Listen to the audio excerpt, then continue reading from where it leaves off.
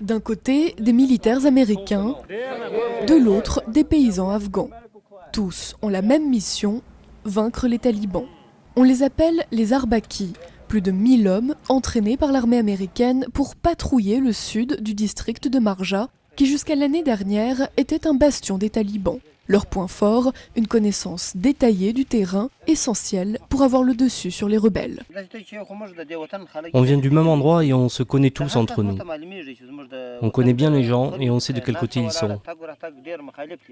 Pourtant, ce programme est controversé à tel point que les marines ont dû l'annuler dans des districts avoisinants.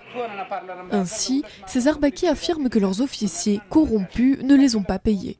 D'autres exigent de meilleures armes et une augmentation sur leur salaire mensuel de 150 $. Des habitants affirment que certains Arbaki sont loin d'être impartiaux lorsqu'ils arbitrent des conflits de voisinage, une accusation démentie par cet officier. Nous n'avons rien vu de tel.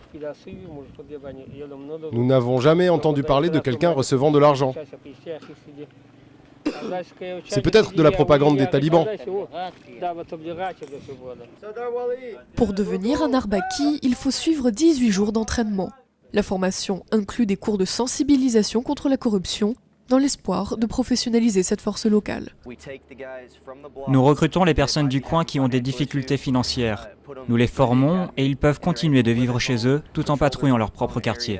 Si c'est possible, ils peuvent même garder leur ancien travail, continuer à cultiver leurs terres, poursuivre ce qu'ils faisaient avant. En dépit des difficultés, la police affirme que grâce aux Arbaki, la sécurité s'est bien améliorée dans la région de Marja.